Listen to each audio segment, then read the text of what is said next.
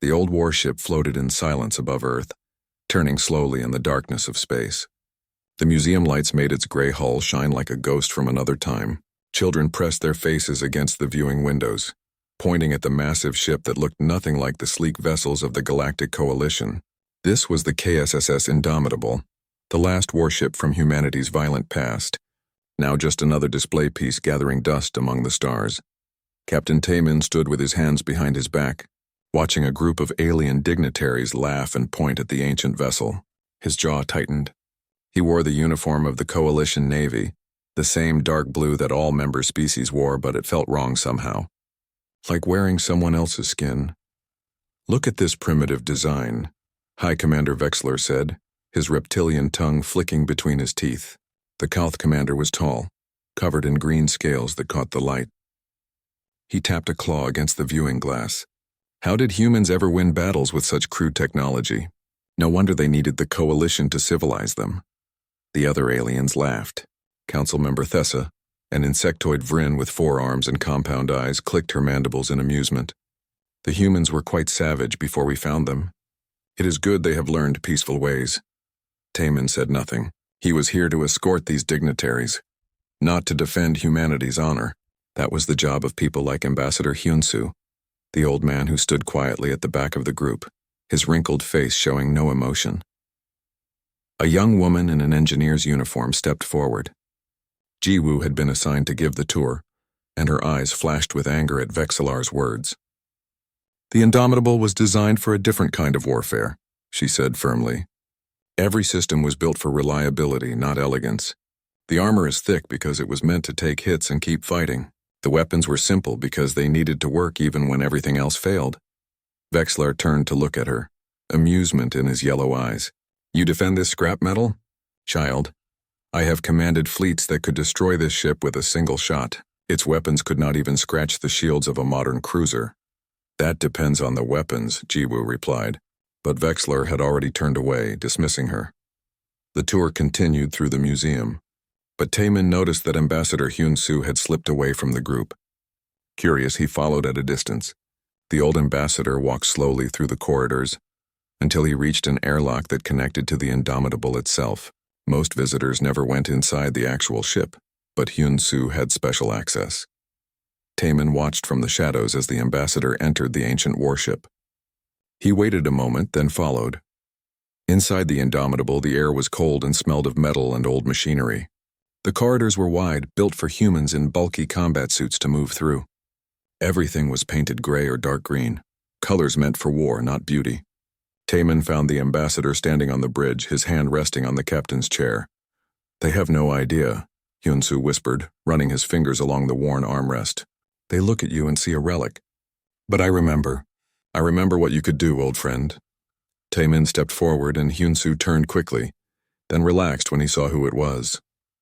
"Captain Taman," the ambassador said with a slight smile, "you should not sneak up on old men.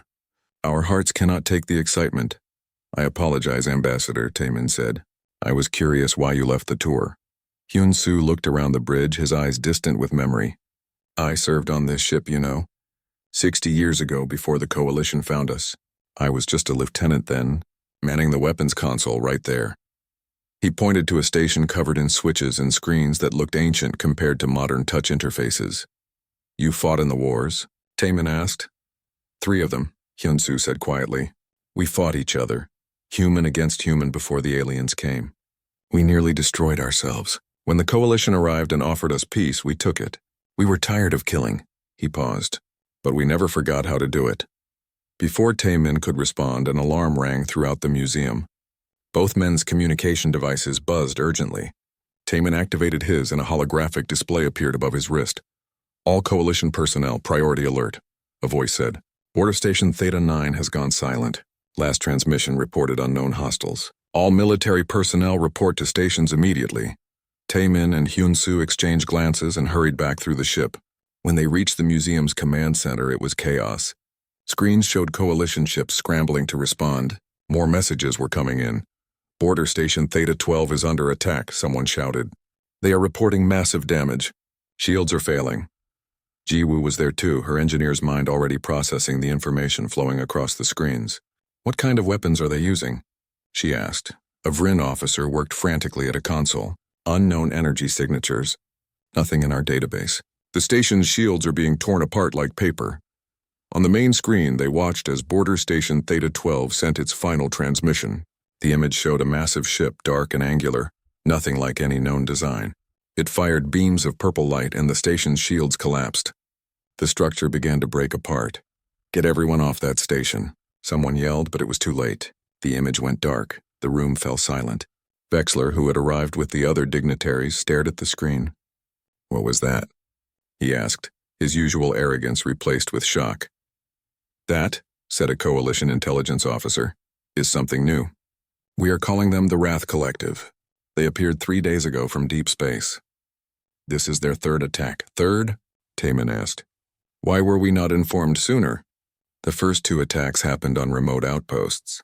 Command thought they were isolated incidents. Now we know they are not." Council member Thessa's mandibles clicked nervously. "We must send our fleets to stop them. Our technology is superior to any threat we have faced." "Is it?" Ambassador Hyunsu asked quietly. Everyone turned to look at him. "We just watched them destroy a border station in minutes. A station with the Coalition's best shields and weapons." Jiwoo moved to a console and began pulling up data. Her fingers flew across the interface. "They are jamming our targeting systems. Our energy weapons are being absorbed by some kind of field we have never seen before. And look at this."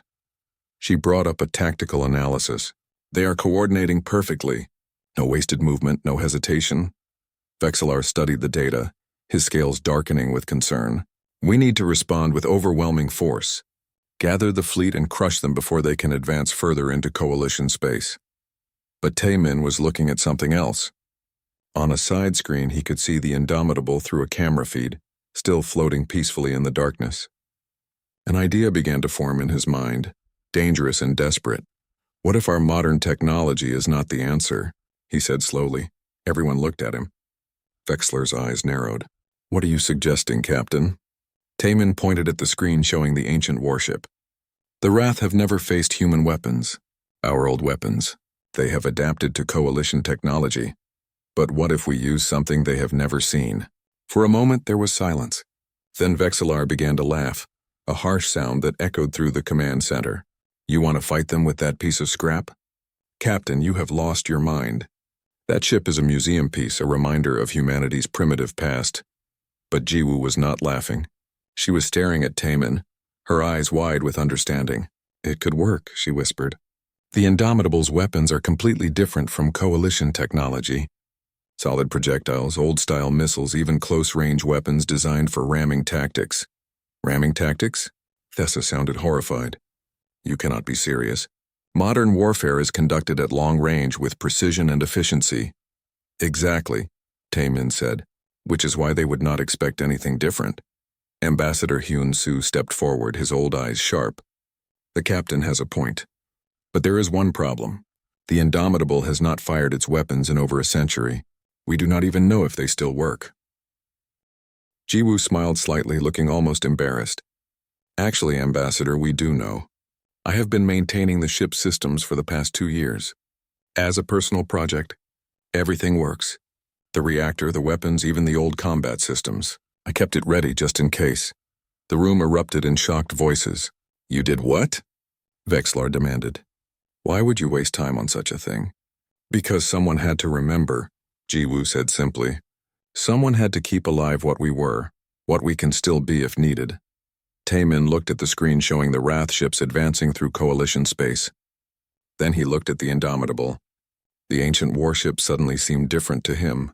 Not a relic of shame, but a weapon waiting to be unleashed. "Request permission to reactivate the Indomitable," he said formally. "And to crew it with volunteers who understand what it was built to do." Vexlar's laugh was cold. "Permission denied. I will not waste resources on this foolishness. We will defeat the Wrath with our superior technology and tactics." But Ambassador Hyun-soo raised his hand. "High Commander, I invoke Article 7 of the Human Integration Treaty. In times of existential threat to the Coalition, human forces may operate under independent command using any means available." Vexelar's scales rippled with anger. "That ancient clause has not been used in 100 years. Then it is overdue," Hyunsu said calmly. Captain Taemin, you have 72 hours to prove this idea. After that, if the Indomitable has not shown results, you will face court-martial for wasting coalition resources during a crisis. Taemin straightened and saluted. Understood, Ambassador. As the command center dissolved into arguments and debates, Jiwoo moved close to Taemin. Do you really think this can work? She asked quietly. Taemin looked at the ancient warship one more time. I think the Wrath are about to learn why the galaxy feared humanity before the coalition tamed us. And I think they will regret mocking our old ways. In the darkness of space, the Indomitable waited, silent and patient, ready to remind the galaxy what human warfare truly meant. The news came in waves, each one worse than the last. 3 coalition fleets had engaged the Wrath Collective in the Outer Rim territories. All 3 had been destroyed. Over 40 ships, some of the most advanced vessels the coalition had ever built, reduced to floating debris in less than 6 hours. Taemin stood in the briefing room, watching the battle recordings with growing dread. The Wrath ships moved like predators, their dark hulls absorbing scanner beams and making them almost invisible until they opened fire. Their purple energy weapons cut through coalition shields as if they were not even there. Worse, every tactical formation the coalition used seemed to be anticipated and countered instantly. They are learning our patterns, Jiwoo said, standing beside him. She had barely slept in the 48 hours since they had been given permission to reactivate the Indomitable. Her eyes were red from exhaustion, but her mind was sharp. Every time our fleets engage, the Wrath adapt faster. It is like fighting against an enemy who knows what we will do before we do it. Because they are fighting coalition doctrine, Taemin replied. Every species in the coalition fights the same way. Long-range energy weapons, coordinated fleet movements. The Wrath have figured out the pattern. A Kalth officer entered the room, his scales pale with stress. Captain Taemin, you are summoned to the emergency council session. They want to discuss your proposal. Taemin and Jiwoo exchanged glances. Here we go, he muttered. The council chamber was filled with angry voices when they arrived. Holographic displays showed star maps covered in red markers, each one representing a Wrath attack. Vexlar stood at the center, his voice rising above the others. We must commit our reserve fleets, he insisted. Overwhelming force is the only answer. We outnumber them 10-1, and we have outnumbered them in every battle so far. Councilmember Thessa shot back, her mandibles clicking in agitation. Numbers mean nothing when our weapons cannot penetrate their defenses. An elderly Vryn admiral spoke up. Our scientists are working on modifying our shield frequencies. They believe they can adapt within 3 weeks. 3 weeks? Vexlar's tail lashed in frustration. The Wrath will reach the core worlds in 1 week at their current pace. We do not have 3 weeks. Ambassador Hyunsu's voice cut through the argument, quiet but commanding.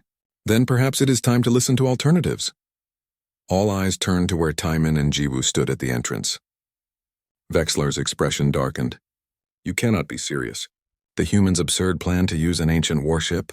That is not an alternative, it is suicide. Taemin walked forward, his heart pounding but his voice steady. High Commander, our modern weapons are not working.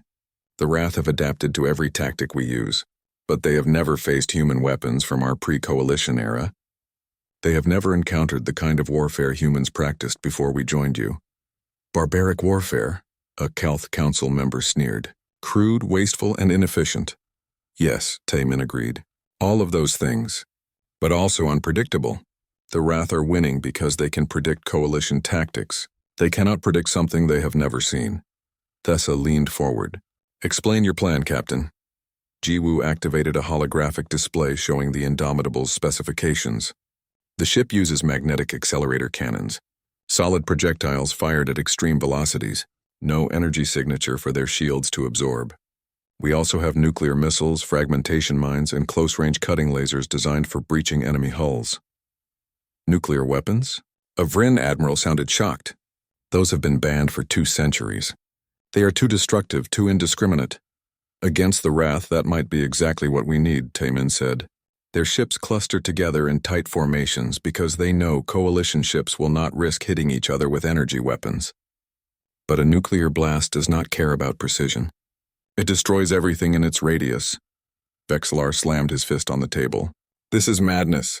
You are talking about reverting to the most savage period of human history. Ramming tactics, boarding actions. These are the methods of primitives, not modern warriors. Modern warriors are losing, Ambassador Hyun-soo said softly. Perhaps it is time to remember that survival matters more than pride. The council erupted in arguments again. Some supported trying anything that might work. Others insisted it would waste precious time and resources. The debate raged for an hour until finally, the council chairwoman, a tall humanoid with silver skin, raised her hand for silence.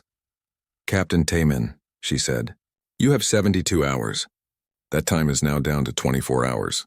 Show us results or this experiment ends. You may reactivate the Indomitable, but you will have no support from coalition fleets. If you fail, if this ancient warship is destroyed as easily as our modern vessels, you will face court-martial. Do you accept these terms? Taemin stood straight. I accept, then you are dismissed. And Captain? The chairwoman's expression was grave. The galaxy is watching. Do not make humanity's last contribution to the coalition a humiliating defeat. Outside the council chamber, Ji-woo looked at Taemin with worry. 24 hours. We need a crew, supplies, and a battle plan. It is impossible. Then we will do the impossible, Taemin replied. Send out the call. We need volunteers who understand what the Indomitable represents. Humans who still remember what we were. The call went out across all human stations and ships in the sector. Taemin expected maybe 50 volunteers. Instead, over 300 responded within 2 hours. Men and women from every human colony, many of them descendants of old Earth military families. They came because they were tired of being seen as the coalition's weakest species. They came because they wanted to prove that humanity still had teeth.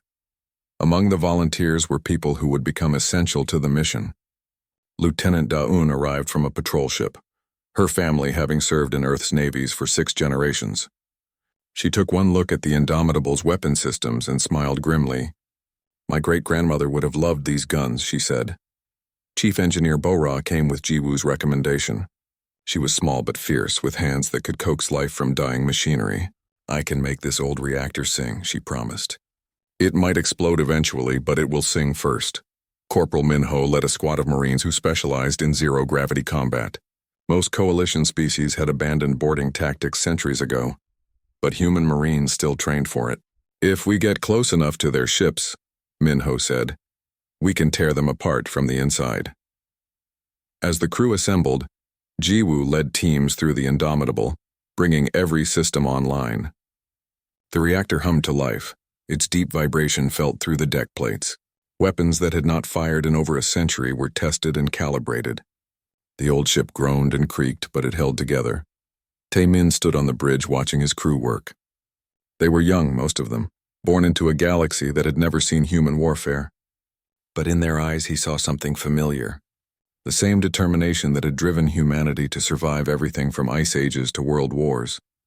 The same stubborn refusal to give up that had made humans dangerous long before they reached the stars. Captain, Da-un called from the weapons console. All gun batteries are operational. MAC cannons are loaded. Missile tubes are ready. Nuclear warheads are armed and secured. Engineering reports all systems green, Bo-ra added. Reactor is running at 90%.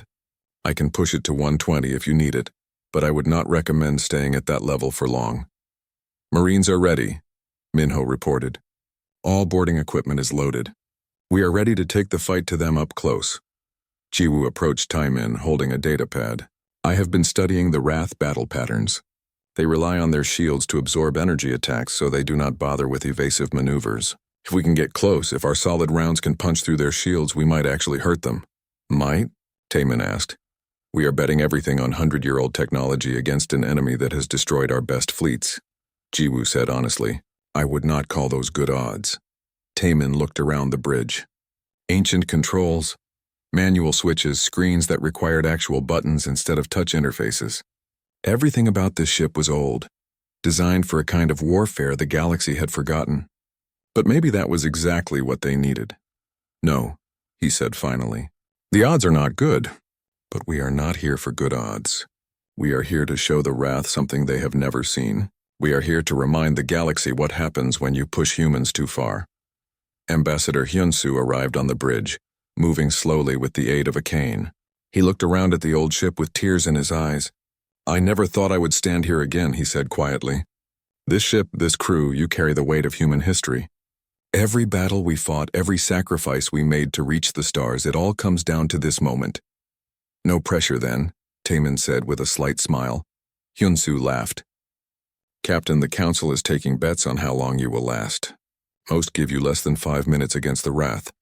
Vexillar himself wagered that you would not even make it to the battle. And what did you bet, Ambassador? Daeon asked. The old man's expression turned serious. I bet that the Wrath would regret ever hearing the name of humanity. I bet that this old warship would teach them fear. He paused. I bet everything I have on you succeeding. Not because I am foolish, but because I remember what this ship could do, what humans can do when pushed to the edge. A communication came through. It was the council chairwoman. Captain Taemin, new intelligence has arrived. The Wrath fleet is moving toward the Vega expanse. Coalition forces are gathering there for a defensive stand. You have your chance to prove your concept. Engage the enemy and show us if human methods can succeed where ours have failed. Understood, Taemin replied. He turned to his crew. All hands prepare for combat operations. Set course for the Vega expanse. It is time to show the galaxy what the Indomitable can do. The ancient warship's engines flared to life, burning brighter than they had in a century. As it pulled away from Earth, thousands watched from stations and planets. Some watched with hope, others with doubt, but all of them watched, waiting to see if humanity's old ways could save the new galaxy. On the bridge, Taemin sat in the captain's chair, feeling the weight of history pressing down on him. In 24 hours, they would face an enemy that had crushed the Coalition's finest. They would do it in a ship the galaxy had dismissed as worthless scrap. All stations report ready, Jiwoo announced. Taemin took a deep breath. Then let us go teach the Wrath why humanity was feared. Full speed ahead. The Indomitable accelerated into the darkness, carrying with it the hopes of humanity and the ghosts of a more violent past. Behind it, the galaxy held its breath, waiting to see if the ancient warship would prove them all wrong. The journey to the Vega expanse took 18 hours. During that time, the crew of the Indomitable trained like their lives depended on it, because they did. The old warship was nothing like the automated vessels of the Coalition Navy. Every weapon required a crew to operate it. Every system needed human hands on the controls. There was no artificial intelligence to help, no automated targeting, no computer that could make decisions for them. Jiwoo ran drills in engineering, teaching her team how to manually balance the reactor when the automatic systems failed. This ship was built during Earth's resource wars, she explained to the younger engineers. Power management was done by hand because computers could be hacked or destroyed. You need to feel the ship, understand its rhythm, listen to the reactor's hum. If it changes pitch, you have 3 seconds to adjust the flow or we all become a very bright explosion. In the weapons bay, Daeun drilled her gunners relentlessly. The MAC cannons were massive, requiring teams of 4 to operate each one. Magnetic accelerator cannons do not auto-track like energy weapons, she shouted over the sound of practice rounds being loaded. You aim by prediction, by instinct. The target will be moving. You will be moving. Calculate the lead time in your head and fire. If you miss, you do not get a second chance before they return fire. The missile teams learned to manually program targeting solutions. The nuclear warheads required 2 officers to simultaneously turn keys to arm them, an old safety measure from Earth's most dangerous era. These weapons were designed to destroy cities, Daeun told them grimly. We are going to use them to destroy ships. Remember that you carry the power to end worlds in your hands. Respect it. In the cargo bay, Minho trained his Marines for boarding operations. They wore heavy armor, the kind with magnetic boots and personal thrusters for zero-gravity combat. Coalition species have not boarded an enemy ship in 200 years, he said, watching his troops practice breaching maneuvers. They think it is barbaric and outdated. Good. That means the Wrath will not expect it either. We cut our way in, we secure their bridge or engine room, and we tear their ship apart from inside. Taemin walked through the ship, watching his crew transform into something the galaxy had not seen in centuries. They were becoming warriors in the old human tradition, ready to fight with skill and fury. Every section of the ship buzzed with activity, with training, with preparation. He found Bora in the reactor room, her hands black with grease as she adjusted the power couplings. Chief, how is our main power holding up? He asked. Bora looked up, wiping sweat from her forehead. The reactor is old but solid. I can give you 100% power for sustained combat, maybe 120 for short bursts. But Captain, if I push beyond that, the containment might fail. We would have maybe 30 seconds before meltdown. Let us hope it does not come to that, Taman said. Hope is good, Bora replied with a tired smile. But I am preparing for the worst. I have set up manual overrides on every critical system. If the Wrath try to hack us like they did the Coalition ships, they will find nothing but mechanical switches and human stubbornness. On the bridge, Jiwoo had converted one of the old navigation stations into a tactical analysis center. She had been studying every recording of Wrath battles, looking for patterns, for weaknesses. Taman joined her, looking at the displays. What have you found? He asked. The Wrath fight in tight formations, Jiwoo said, pointing to the tactical maps. Their ships stay close together, probably to maximize their jamming fields. They rely on their shields to protect them, so they do not waste energy on evasive maneuvers. And look here. She highlighted several battle recordings. After they disable a Coalition ship, they ignore it. They move to the next target immediately. They do not finish their kills, Taman observed. Exactly. They are efficient but predictable. They assume disabled ships are no longer threats. Jiwoo looked at him. We can use that. How? Play dead. Take some damage, go dark, let them think we are finished. Then when they focus on other targets, we strike from behind. Jiwoo pulled up a schematic of the Indomitable. This ship was built tough. We can take hits that would destroy a modern vessel and keep fighting. Our armor is redundant, overlapping. We might look dead while still being very much alive. Taman considered this. It was risky, requiring perfect timing and iron discipline, but it might give them the edge they needed. We will make it part of the plan. But first we need to survive long enough to play dead. An alarm sounded. They had reached the Vega expanse. On the view screen, Taman could see the Coalition fleet assembled for battle. Over 60 ships representing every major species. They formed a defensive line, their shields overlapping, their weapons ready. It was an impressive sight, the combined military might of a galactic civilization, and it would not be enough. Taman knew it, just as he knew the Coalition commanders knew it. The Wrath had destroyed similar formations before. A communication came through from the Coalition flagship. It was Admiral Thorne, a Vryn commander with a reputation for tactical brilliance. Captain Taman, you will hold position in the rear. When the Wrath arrive, you will observe and support as able. Do not engage directly unless ordered. Taman felt anger rise in his chest. They were being sidelined, kept out of the main fight. Admiral, the Indomitable is ready for combat.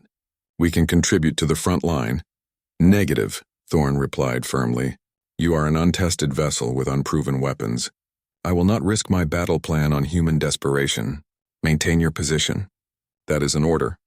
The communication ended. Taman looked at his crew, seeing the same frustration in their faces. They had come to fight to prove themselves, and now they were being told to watch from the sidelines. Sir, Daun said quietly, we could ignore that order, engage on our own, and be branded as renegades? Taman shook his head. No, we follow orders, for now, but be ready. When the Wrath show what they can do, the Admiral will be calling for any help he can get. They did not have to wait long. The Wrath fleet emerged from faster-than-light travel at the edge of the expanse. 15 ships, dark and angular, their hulls seeming to absorb light itself. They were smaller than the Coalition vessels, but moved with predatory grace, spreading into an attack formation. The Coalition fleet opened fire first. Hundreds of energy beams lanced across space, bright against the darkness. The Wrath shields absorbed them all, the purple energy fields flickering but holding. Not a single shot penetrated. Then the Wrath returned fire. Their purple weapons cut through space, striking Coalition shields with devastating effect. The first shield failed within seconds. Then another. The Coalition ships tried to adapt, rotating their shield frequencies, but nothing worked. The Wrath weapons seemed to bypass every defense. Taman watched 3 Coalition cruisers explode in the opening minute of battle. The formation began to break apart as ships tried to evade, but the Wrath anticipated every move. Their targeting was perfect, their coordination flawless. It was like watching a pack of wolves tear apart a herd. Sir, Jiwoo said urgently, the flagship is hailing us. Admiral Thorne's face appeared on the screen, his compound eyes wide with desperation. All ships engage at will. Taman, whatever you are going to do, do it now. We are being slaughtered. Taman stood, his decision made. All hands battle stations. Helm, take us in. Full speed. The Indomitable surged forward, its old engines burning bright. Around them, coalition ships were dying, their wreckage tumbling through space. The Wrath fleet dominated the battlefield, their dark ships untouchable behind their shields. "Target the nearest Wrath vessel," Taemin ordered. "All Mac cannons prepare to fire on my command." Dayun worked frantically at her console. "Sir, we are entering their weapons range." "They are targeting us. Hold course. Do not deviate." Taemin watched the distance close. The Wrath ship fired, purple beams striking the Indomitable's shields. The old barriers flickered and failed almost immediately. The hull took direct hits and the ship shook violently. "Armor holding," Bora reported from engineering. "Minimal damage to internal systems." The coalition crews watching from other ships could not believe it. The ancient human vessel had just absorbed hits that would have destroyed a modern cruiser, and it was still coming. "Range to target 3,000 kilometers, the navigator called out. "Mac cannons fire," Taemin shouted. The Indomitable shuddered as all 6 forward cannons fired simultaneously. Solid tungsten slugs, each one weighing several tons, accelerated to a fraction of light speed. They crossed the distance in a heartbeat and struck the Wrath ship's shields. For a moment, nothing seemed to happen. Then the shields collapsed. The tungsten rounds punched straight through, tearing into the Wrath hull. Atmosphere vented from the breaches. The Wrath ship began to list, its engines flickering. A cheer went up on the Indomitable's bridge. For the first time in this war, a Wrath ship had been hurt. "Again," Taemin ordered. "All cannons fire at will." The Mac guns roared again and again, each salvo slamming into the damaged Wrath vessel. The enemy ship tried to turn to bring its weapons to bear, but it was too slow. More rounds penetrated its hull, and suddenly the ship exploded from within, torn apart by secondary detonations. The battle space fell silent for a moment. Then the Wrath fleet responded. All 14 remaining ships turned toward the Indomitable, their weapons charging. They had identified the threat. "Evasive maneuvers," Taemin commanded. "Dayun, target the closest ship. Minho, prepare boarding teams. Bora, I need everything the reactor can give me." "You will have it, Captain." Bora's voice came through the comm, fierce and determined. The old warship dove into the heart of the enemy formation, its guns blazing. Around it, coalition ships rallied, their crews inspired by seeing the Wrath bleed. The battle for the Vega Expanse had truly begun, and at its center was an ancient human warship showing the galaxy what humanity had always known. Sometimes the old ways were the best ways. Sometimes you had to get your hands dirty and fight like your ancestors did, with courage and fury and the absolute refusal to surrender. The Wrath were about to learn this lesson the hard way. The Wrath fleet descended on the Indomitable like angry hornets. Purple energy beams crisscrossed the darkness, all aimed at the ancient human warship that had dared to hurt them. The old vessel twisted and turned, its engines straining as Taemin pushed it through maneuvers no modern captain would attempt. "Hull breach on Deck 7, a damage control officer reported. "Sealing now. Port armor at 60%, another voice called out. "Keep us moving," Taemin ordered. "Do not give them a stationary target." The Indomitable shook as another volley struck home. Warning lights flashed across the bridge, but the ship held together. Its redundant armor, designed for the brutal ship-to-ship combat of Earth's old wars, was doing exactly what it was built to do. It was taking punishment and keeping the crew alive. "Weapons status," Taemin barked. Dayun's hands flew across her console. "Mac cannons 3 and 5 are offline. Reloading tubes 1, 2, 4, and 6. Missile batteries ready. Nuclear warheads armed and waiting for your order, sir." Taemin studied the tactical display. The Wrath ships were clustering together, concentrating their fire. It was the same formation they always used, relying on their shields and superior firepower to overwhelm enemies. But they had not faced an enemy that could punch through their defenses before. They were adapting, but not fast enough. "Launch all missiles," Taemin commanded. "Nuclear payloads. Target the center of their formation." Dayun's hand hesitated for just a moment. Nuclear weapons had not been used in warfare for 2 centuries. The galaxy had agreed they were too terrible, too indiscriminate. But the Wrath were destroying everything in their path, and desperate times called for desperate measures. "Firing," Dayun said, her voice steady despite the weight of what she was doing. 12 missiles streaked from the Indomitable's launch tubes. The Wrath point defense systems tried to intercept them, but the old missiles were designed to be tough. 3 were destroyed, but 9 made it through. They detonated simultaneously in the heart of the Wrath formation. The nuclear explosions bloomed like new suns, their electromagnetic pulses spreading out in waves. The Wrath ships, with their advanced electronic systems, were caught completely unprepared. Their shields flickered and died. Their weapons went offline, their coordination, so perfect before, shattered, as their communication systems were fried by the EMP. For 30 seconds, the Wrath fleet was blind and helpless. "All cannons, fire now," Taman shouted. "Hit them while they are down." The Mac guns roared, sending tungsten rounds into the defenseless Wrath ships. Without shields, the solid projectiles tore through hulls like paper. 2 Wrath vessels exploded immediately. A third began venting atmosphere, spinning out of control. The Coalition fleet, seeing the opening, pressed their advantage. Energy weapons that had been useless against Wrath shields now found targets. The battle turned in an instant from a one-sided massacre to a desperate struggle. But the Wrath were not finished. Their systems began to reboot, shields flickering back to life. They spread out, breaking their tight formation. They had learned. They would not cluster together again. "Sir, the Wrath flagship is moving," Ji-Woo called out. "It is heading straight for us." The largest Wrath ship, twice the size of any other, broke from the formation and accelerated toward the Indomitable. Its weapons charged, glowing with purple energy. This was no longer just a battle. It was personal. The Wrath wanted revenge for the damage the ancient human ship had inflicted. "They are angry," Taman said with grim satisfaction. "Good, angry enemies make mistakes. Helm, plot a collision course with that flagship."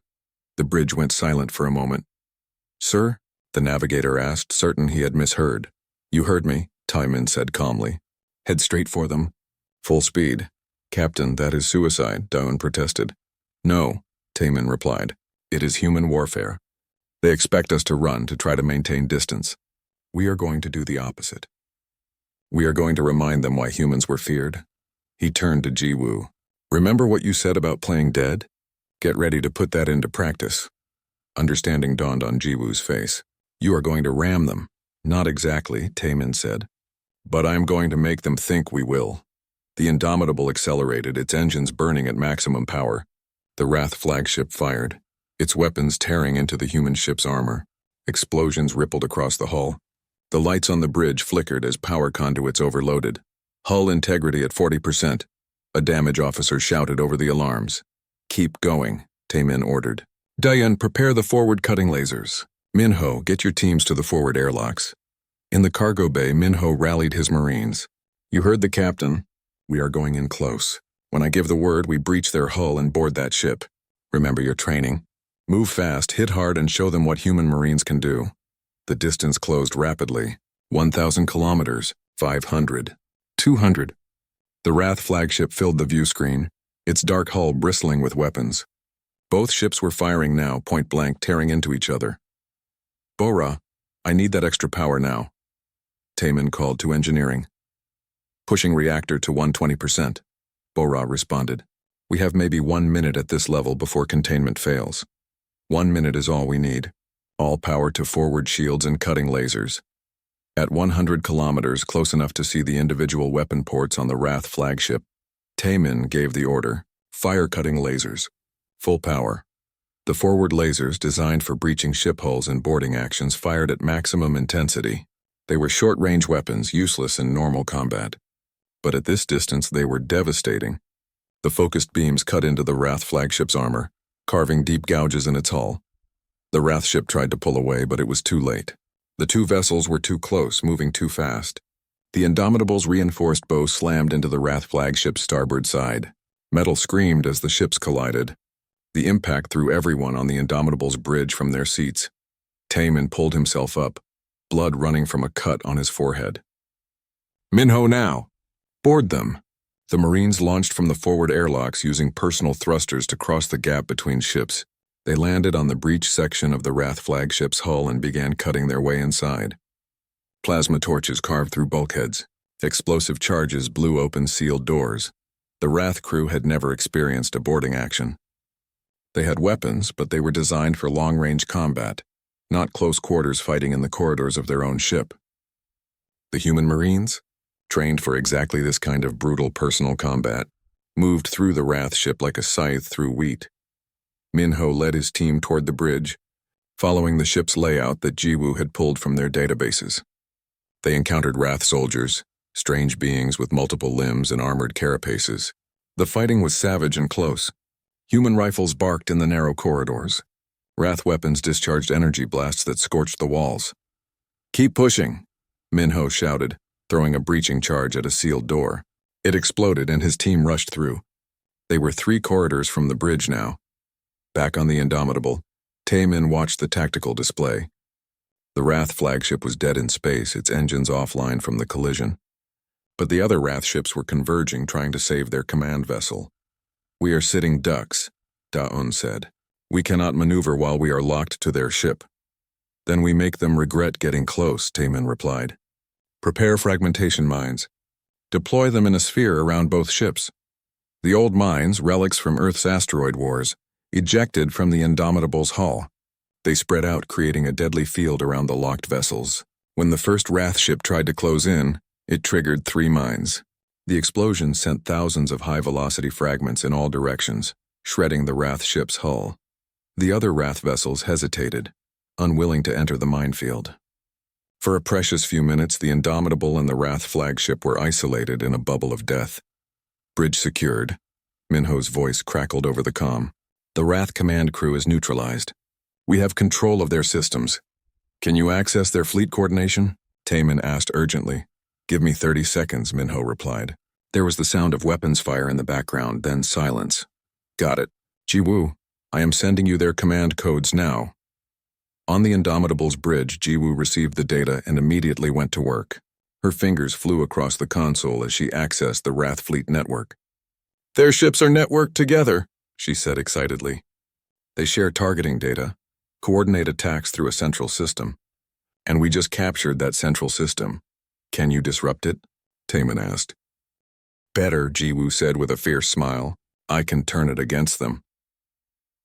She entered a series of commands, her knowledge of old Earth hacking techniques proving useful against the Wrath security. The enemy had never encountered human cyber warfare, had never built defenses against the tactics humans had perfected during their most paranoid era.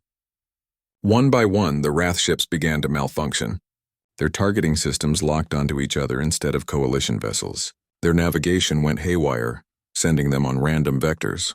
Their shields dropped without warning. The coalition fleet, battered but still fighting, seized the opportunity. They poured fire into the confused Wrath ships.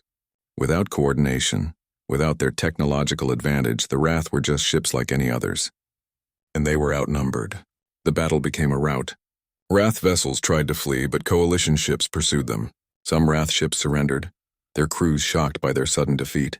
Others fought to the end and were destroyed. Taemin watched it all from the bridge of the Indomitable, still locked to the Wrath flagship like a predator that had taken down larger prey. His ship was heavily damaged, barely functional, but it had survived. More than survived, it had won. "Sir," Da-un said quietly, "the coalition is hailing us. Every ship in the fleet." Taemin straightened his uniform and activated the communication. Dozens of faces appeared on screens representing every species in the coalition. Admiral Thorne spoke first, his voice filled with wonder. "Captain Taemin, on behalf of the coalition fleet, I offer our deepest gratitude and respect. You have achieved what we thought impossible. You have defeated the Wrath." From another screen, Vexlar appeared. The proud Kalth commander looked humbled.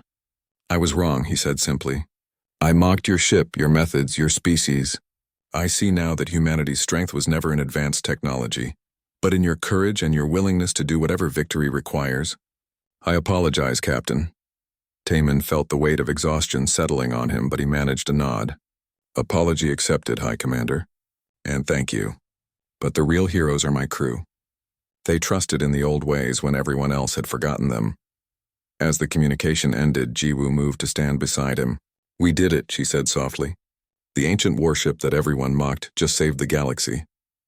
"Yes," Taemin agreed, looking at the battered bridge, the tired crew, the ship that had given everything it had.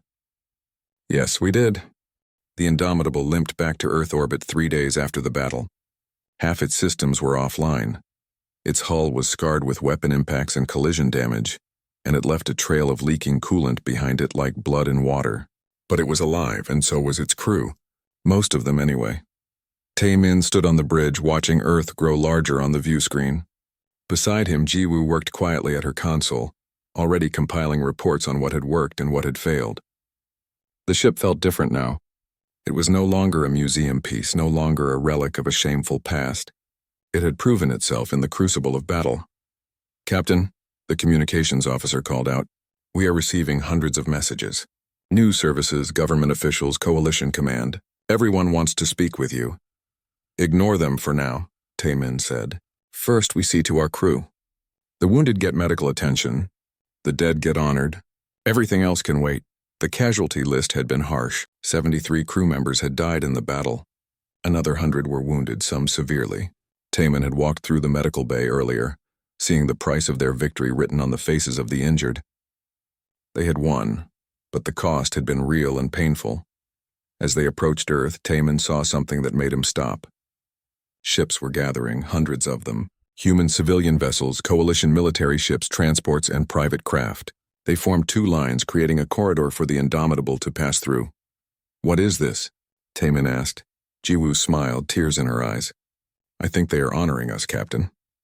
As the Indomitable passed between the lines of ships, each vessel turned on its lights, creating a brilliant pathway home.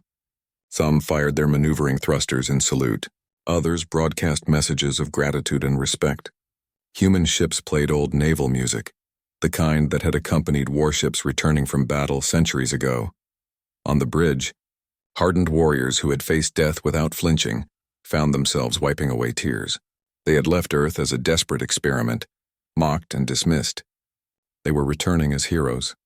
The Indomitable docked at the orbital station where its journey had begun. Medical teams rushed aboard to help the wounded. Engineers came to assess the damage.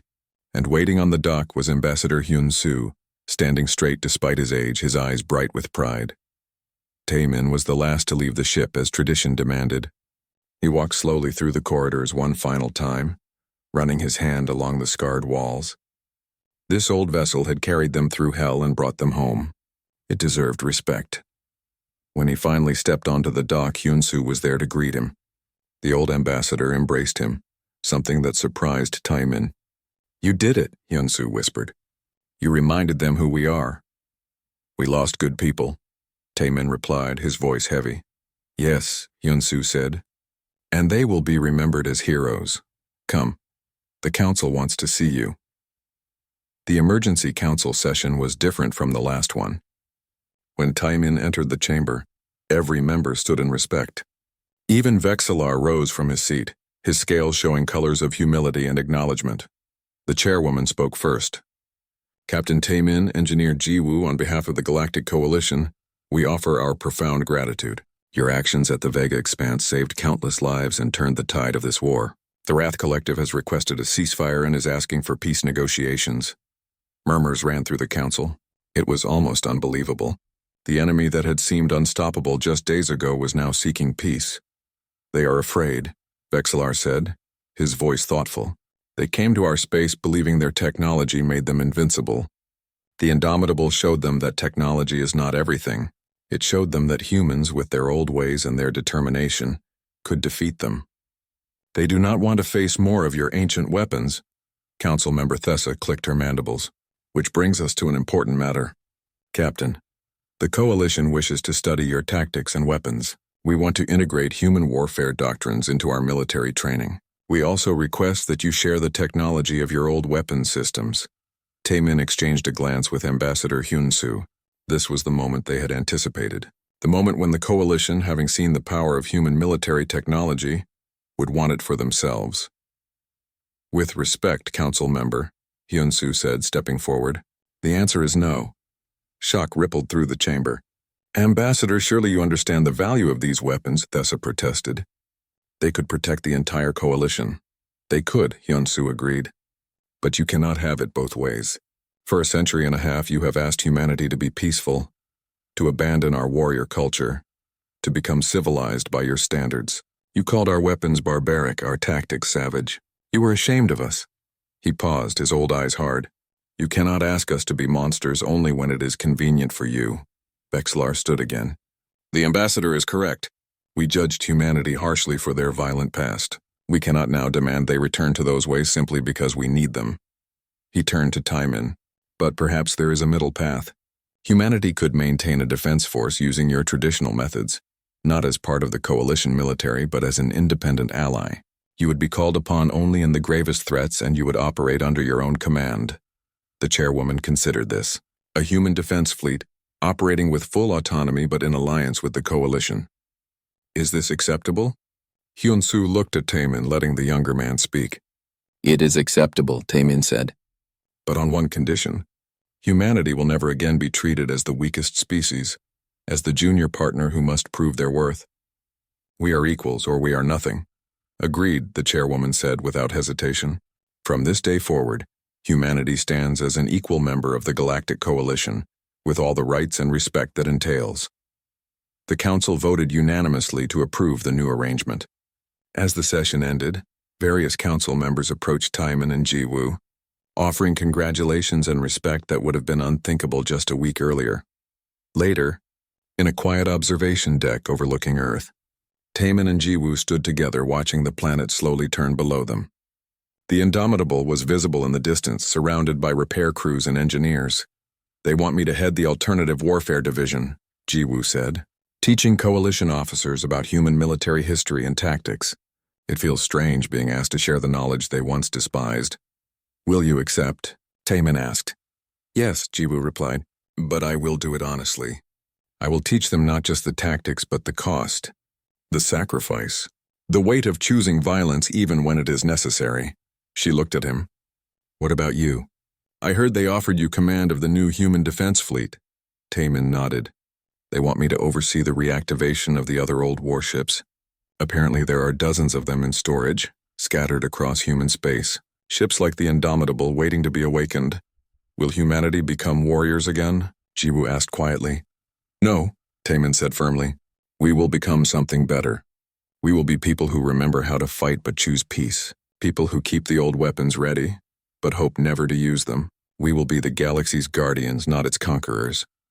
Ambassador Hyun-Soo joined them, moving slowly but with purpose.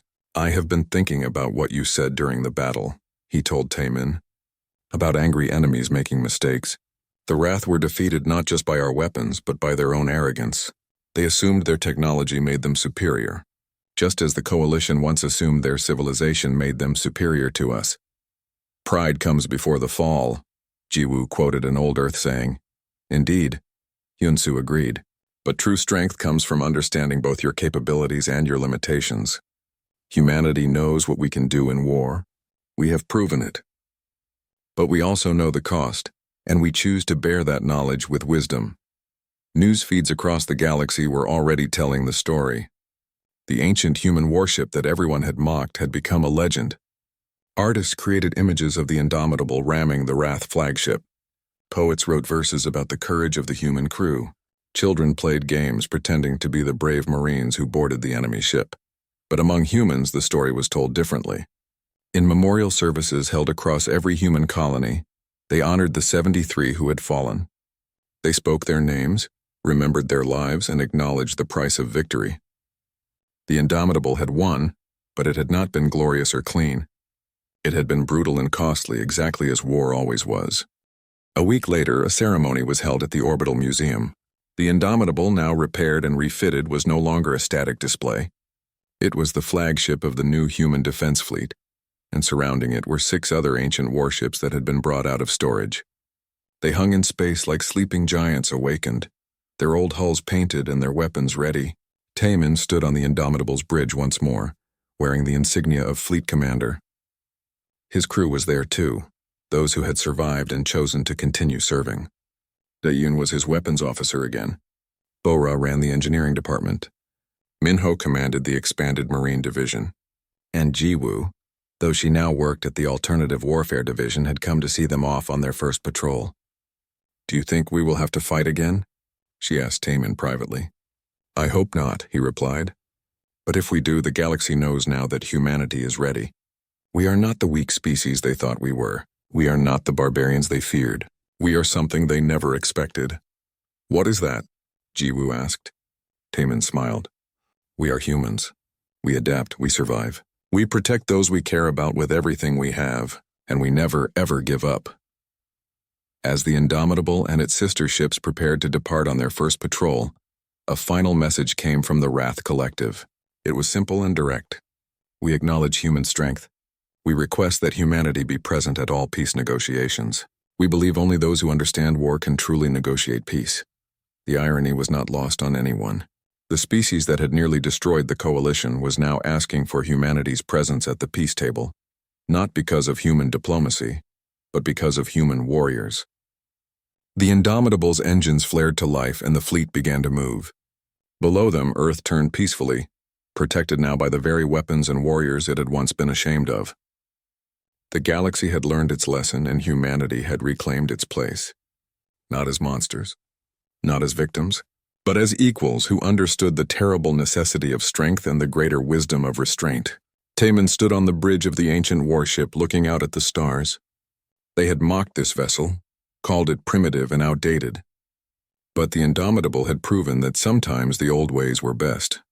Sometimes strength came not from the newest technology, but from the courage to use what you had with skill and determination. "Set course for the outer patrol route," he ordered. "And remember, crew, we are not looking for a fight. We are making sure no one else has to fight. We carry these weapons so others can live in peace." "Understood, Captain," the crew responded as one. The fleet jumped to faster-than-light travel, disappearing into the void. Behind them, they left a galaxy that had learned to respect humanity. Ahead of them lay the unknown, and whatever challenges it might bring. But the Indomitable and its crew were ready. They had proven that humanity's greatest weapon was not any gun or ship, but the indomitable human spirit that refused to be broken, refused to surrender, and always found a way to win. The ancient warship sailed into the darkness, no longer mocked but feared and respected in equal measure. And somewhere in the vastness of space, potential enemies looked at humanity's reawakened fleet and thought twice before testing them. The lesson had been learned. They had mocked the ancient warship. They would not make that mistake again.